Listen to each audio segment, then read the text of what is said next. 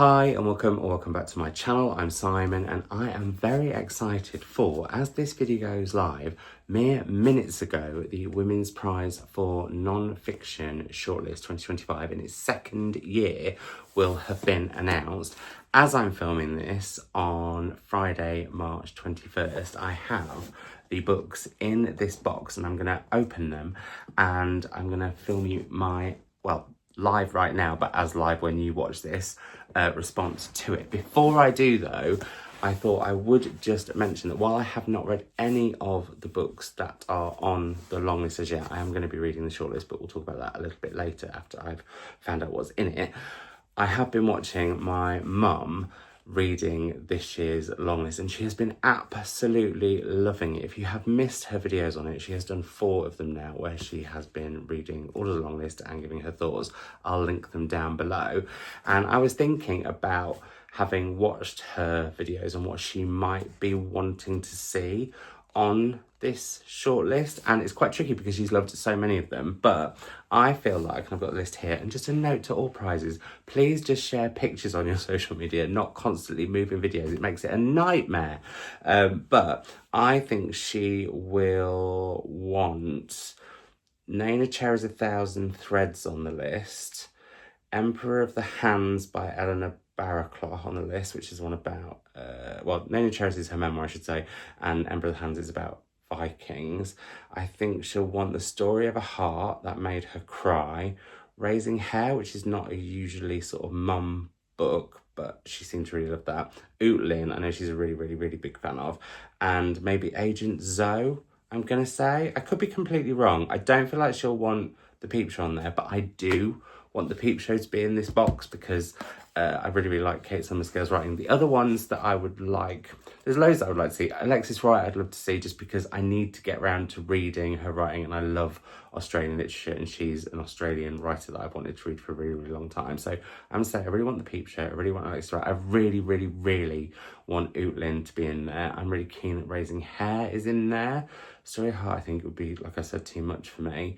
Maybe Agent Zoe, and what's my 6th guess going to be before I open the box? I'm really keen to read Private Revolutions. So yeah, that's what I'm going to say before I open this box. Now I'm going to do some, because I've kept it sealed so that you know that I've not cheated in any way whatsoever, although I'm trying not to show you my address. I am going to do some fast forwardy black and white bits while I open this, unless I can do it. Maybe I can. No, I don't think I can. Right, I'm going to have to open this, so just bear with while this all goes black and white and fast forwarding. Try not to. Oh gosh, this isn't going to work.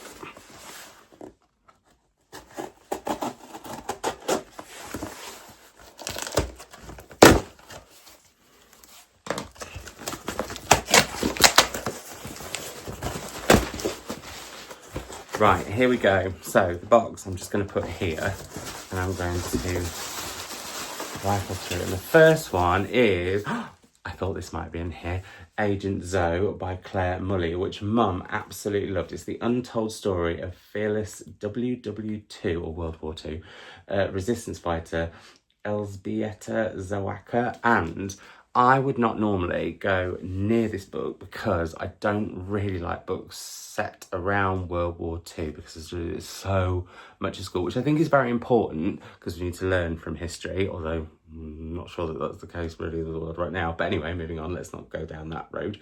But Mum has just raved about this so much, and it does sound like Agent Zoe was a fascinating woman and that this is told in a brilliant way. So I'm very excited for that one.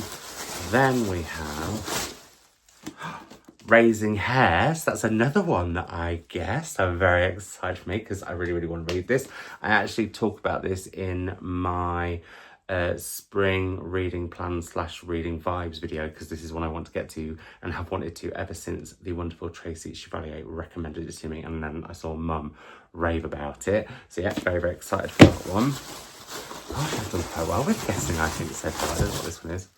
Oh, now, so this is The Story of Heart, which Mum absolutely loved, by Rachel Clarke. It's about 2 young boys, I think, or is it 2 children who are 9? They might not be boys. No, one's a girl. And it's about one child who needs a heart and one child who donates a heart. And Mum said this was really, really hard to read, but also because I think she had an extra layer as she discussed, so it's not me talking out of turn, because I don't like to, well, it's hard because you don't want to talk about someone else's personal stories, even though they're also partly yours, but they're more theirs, because my stepdad, Tim, had a quadruple heart bypass and was it makes me really emotional because we didn't know what was going to happen. And I know that I think that having happened came back to the fore when Mum was reading this, so it may well do the same for me. So yeah, I think that's going to be very much to read. That said, I get quite queasy, so I worry about if I might just faint or something. So yeah, so that's the third. Then we have, I'm thrilled because I really, really want this one to be on this, Private Revolutions by Yuan. This is coming of age in a new China, and I was really excited about this one when I met Yuan at a publishing breakfast, and she talked about this and how it's about 4 different women from different classes and generations in China, but follows them over a real period of Chinese sort of industrial growth and change. And I think this just sounds super duper fascinating. So that's the 4th one. Why can I only feel 5? Oh, it's because I've just spotted what another one is. So I'm thrilled that this is on there, and I think one will be too. This is Neneh Cherry's 1,000 Threads, and this is her memoir. Neneh is just a phenomenal artist, musician, wonderful woman from what I know from one of her friends, Andy Oliver, who I'm lucky enough to be friends with too. And yeah, I'm really, really, really keen to read this one. I'm loving this shortlist so far, loving it. So what's last but not least? Oh, What the Wild Sea Can Be by Helen Scales, The Future of the World's Ocean. And Mum really, really enjoyed this one. She read this early on, and I feel like other books that I've seen her read more recently, maybe she's been more, or as enthused about, but maybe because I've seen her be enthused more recently, in my head she's more enthused than she was but I know that she really, really liked this, and said that she came away just with so much information, and it just, well, obviously deals with what's going on with the world and climate, and is very, very, very important. But yeah, how exciting. I'm just going to try and throw that box over there without scaring Oscar. Ooh. So here we have the 6 books that are on this year's shortlist for the Nonfiction Prize. I'm going to try and put them in alphabetical order by author, because while I have you all here, I thought I might do something that I did do with the fiction long list, but I did it over on Patreon, and that is to read the first line and see how I feel about them from that. So I managed to do that pretty much effortlessly after how dreadful I was at putting books in alphabetical order with the Women's Prize for Fiction long list, but then that was 16 books, not 6. So we have Neneh Cherry's, and the first line of Neneh's book is, I'm standing in my kitchen. Okay, that's from the prologue, so let's not say that was the first line. One day, many moons ago in Norland or Northland, a large province in the very far north of Sweden, my great-grandmother Ida found a needle in a haystack. I love that. That's lovely, yeah. I really, really like that. So I'm not counting the prologue as the first line. Then we have the story of a heart, which I have to say, yeah, I am quite nervous about this one. I think it's going to be an incredible read and very moving, but I am worried, one, about it possibly breaking my heart, but also the fact that I am quite squeamish about, let's not talk about medical stuff too much because it will set me off. I don't want to faint on film. We're going to skip the prologue first line and head to, that's a long prologue. Well, what is the prologue first line, just out of interest? Let's go for it. This is the tale of a boy, a girl, and the heart they share. Okay, so I got it wrong. It is 2 children, but it's a boy and a girl. And the first line in a chapter that's called Kira. Kira, a name that takes flight like the cry of a bird. Oh, that's beautiful. Yeah, that's lovely. Then we have Raising Hare, which I'm super duper excited about, and I talked about this, as I mentioned, in my spring reading plans video, and the reason that Tracy Chevalier recommended it to me particularly was it's about Chloe, initially rescuing and then befriending and taking in a hare, and how that Hare becomes part of her life. And Trace thought I'd love it because I tried to befriend all the local foxes and feed them, plus have had a few stray cats that have joined the family over the last year. So yeah, I can see why she thought it would be a me book. I love the fact it says the heartwarming true story of an unlikely friendship. Mum loved this way more than I think she thought she was going to. The first line of the prologue is January was Arctic, you know, fine. And then, standing by the back door ready for a long walk, I heard a dog barking, followed by the sound of a man shouting. I'm not instantly drawn in, however, I am quite drawn in by that drawing. And the first chapter is called A Winter Leveret, which I forgot is what you call a baby hare. They're not bunnies. No. Very different from a bunny. Then with Agent Zoe, which, like I said, I'm super duper excited because this feels like it's going to be a bit of an adventure that I'm going to go on with Clare as she tells the story of this incredible woman. And also this feels very Women's Prize in bringing historical figures historical female figures who may have gone under the radar in history out to the fore, because history shouldn't just be his story, it should be her story too. So yeah, I'm really keen for this one. And the preface of this, the first line of that is, sitting on the edge of the circular hole cut in the floor of a mighty 4-engine British Halifax bomber, her legs dangling down as though she were a child perched on an adult's chair, Elzbieta Zawaka, is that right? No, Zawacha, sorry, Nom de guerre Zoe, Nom de guerre, I feel like I said that wrong. Anyway, considered her likely fate. Good first line of the preface. But then the actual first line is, a woman whose name has not been determined was literally slashed in half, ran the story in the Warsaw National Journal. In a oh, that's the first line. Gosh, that's quite a start too. I don't think I'm going to rank the starts of these. That feels a little bit fair, a little bit unfair at shortlist stage. And also, so far, I'm really quite into all of them in different ways.